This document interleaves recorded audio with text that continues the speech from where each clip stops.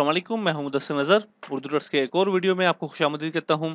और इस वीडियो के अंदर हम ये देखेंगे कि किस तरीके से हम अपनी वेबसाइट को एनालाइज कर सकते हैं और किस तरीके से हम ये देख सकते हैं कि कौन कौन सी ऐसी चीज़ें हैं जो हमारी वेबसाइट को हैवी बना रही हैं, ताकि हम उसको ऑप्टिमाइज़ कर सकें।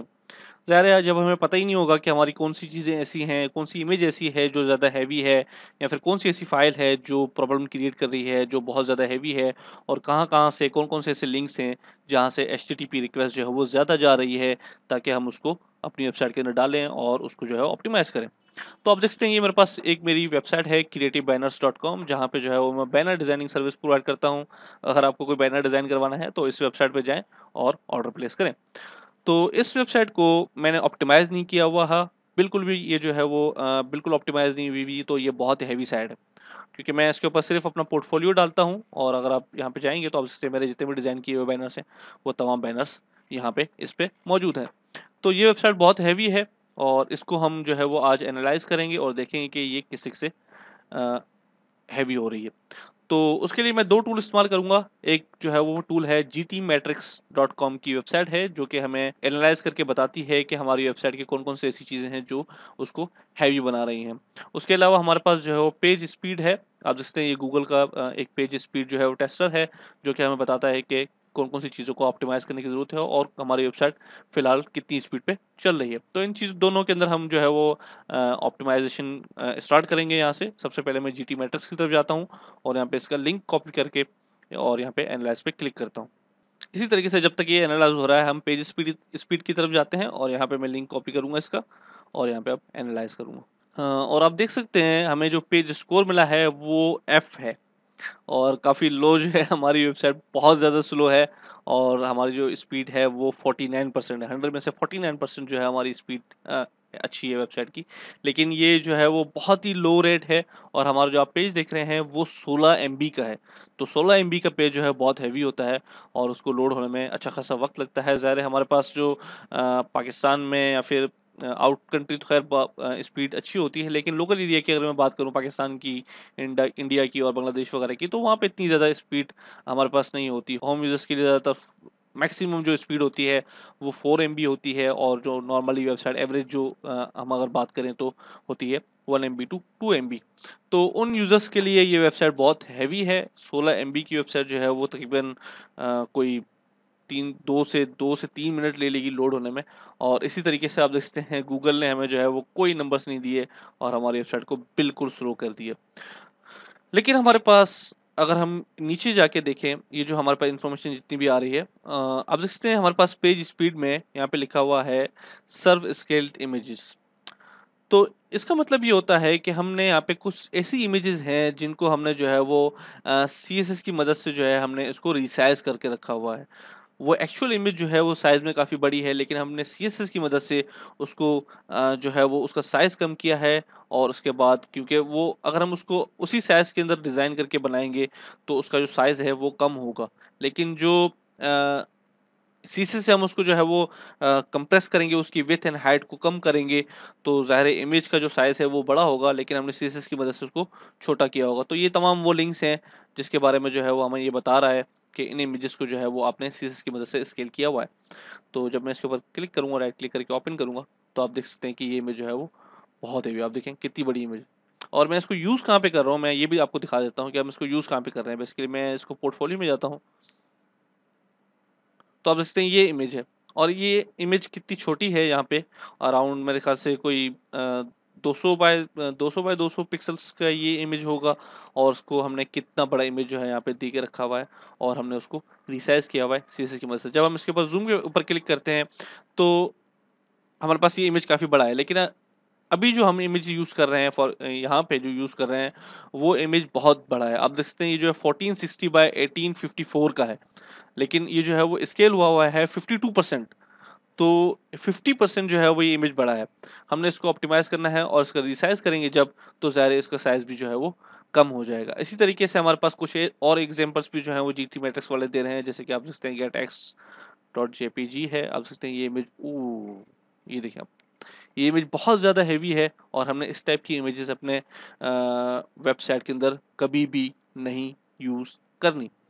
ये इमेज प्रिंट रेडी है बेसिकली, जो कि इस वेबसाइट के अंदर यूज़ की गई है। यही अगर हम किसी प्रिंट वाले को देंगे तो आसानी से जो है हमारा एक इतना बड़ा स्टैंड बैनर जो है वो प्रिंट हो जाएगा। लेकिन वेबसाइट के लिए हम इतने बड़े साइज़ की इमेजेस को इस्तेमाल नहीं कर सकते।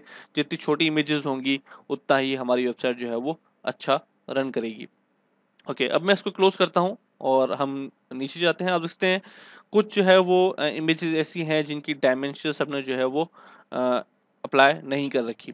ओके, तो उसकी वजह से क्या होता है कि जब आप डायमेंशंस जो है वो अप्लाई नहीं करते उसके ऊपर, तो वो इमेज जो है वो पूरी तरीके से लोड होती है। फॉर एग्जांपल जैसे कि मैंने आपको बताया अभी कि ये जो इमेज थी ये काफ़ी बड़ी इमेज थी।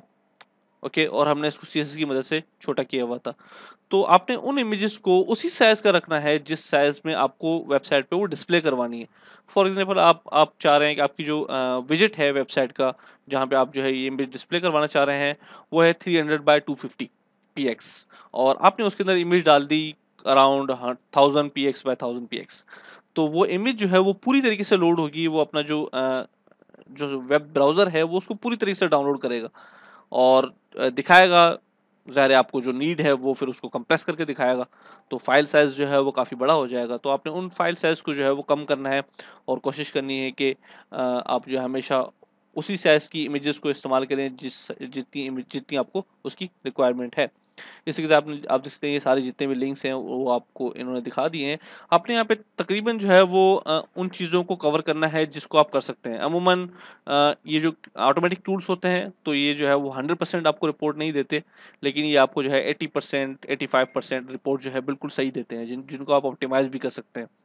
तो इनको आप ऑप्टिमाइज़ करें और उनको वहाँ पे डालें। उसके बाद हमारे पास यहाँ पे कैशे है। आप देख सकते हैं जो है हमने अपनी वेबसाइट के अंदर ज़ाहिर है हम हर वक़्त अपनी वेबसाइट की सारी चीज़ें जितना भी कंटेंट हमने अपलोड किया होता है, उसको नहीं चेंज कर रहे होते। हफ्ते में आप जो है वो 1 पोस्ट कर देते होंगे या फिर 2 पोस्ट कर देते होंगे, लेकिन जो पिछला कंटेंट है वो पिछला वही का वही रहेगा। पिछला कंटेंट अमूमन बहुत कम होता है कि हम जाके उसको चेंज करें या उसके अंदर इमेजेस चेंज करें, बहुत कम जो है वो ऐसा होता है। तो इसका हल ये है बेहतरीन कि आप जो है अपने सर्वर के ऊपर कैशे सिस्टम जो है वो ऑन कर दें, ताकि विज़िटर जब आपकी वेबसाइट रन करे तो जितनी भी इमेजेस हैं वो विज़िटर के पास जो है वो सेव हो जाएँ। तो नेक्स्ट टाइम जब वो अपनी आपकी वेबसाइट ओपन करेगा तो ये जितनी भी चीज़ें हैं वो सर्वर आपकी वेबसाइट से जो है वो उसको नहीं देगा, वो कैशेस उठा के उनको डिस्प्ले करवा देगा। तो उससे होगा क्या कि आपकी जो है वो वेबसाइट जल्दी लोड होगी, क्योंकि सर्वर जो है वो इन इमेजेस के ऊपर रिक्वेस्ट सेंड ही नहीं कर रहा, वो जो है लोकल से उठा के उनको डिस्प्ले करवा रहा है। ओके, तो अब हमने यहाँ पे जो है वो अप्लाई अप्लाई करना है, जो है वो एक्सपायरी डेट जो होती है वो हमने https में अप्लाई करनी है। तो वो हम आगे चल के देखेंगे किस तरीके से हमने जो है वो उसको अप्लाई करना है। आप देख सकते हैं ये जितनी भी इमेजेस आप देख रहे हैं वो उसके ऊपर कोई एक्सपायरी डेट जो है वो अप्लाई नहीं हुई, ताकि उसको वो कैशे ही नहीं होंगे। जब आप एक्सपायरी डेट उनके ऊपर अप्लाई नहीं करेंगे तो वो उसको कैशे नहीं करेगा।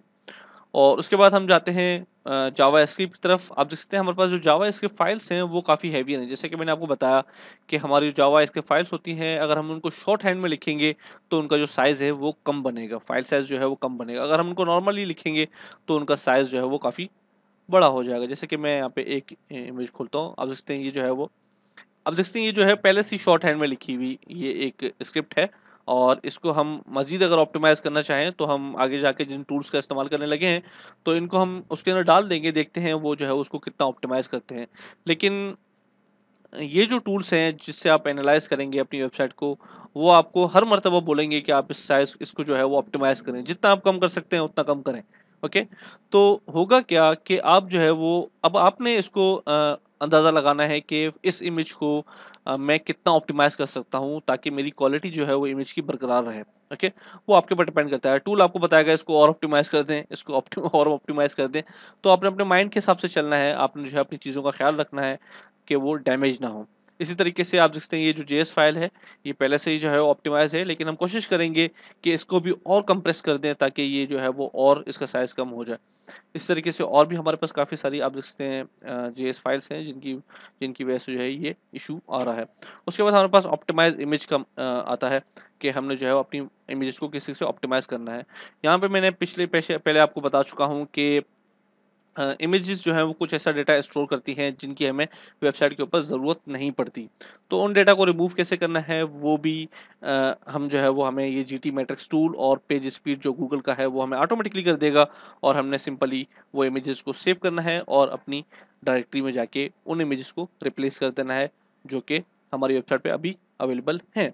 उसके अलावा तमाम जितनी भी आप देख सकते हैं जितने भी ग्रीन हमारे पास वो आ रहे हैं वो तकरीबन सही है। gzip इनेबल का हो सकता है आपके पास जो है वो ये ऑप्शन जो है वो इनेबल ना हो सकता है आपके पास gzip का जो कंप्रेशन है वो इनेबल ना हो। तो इसी कोर्स के अंदर आगे चल के हम देख लेंगे कि किस तरीके से हम gzip अपने सर्वर के ऊपर इनेबल कर सकते हैं हमारी वेबसाइट के लिए, ताकि हमारी वेबसाइट जो है वो ऑटोमेटिकली कंप्रेस हो जाए और जो स्पीड है वो बढ़े।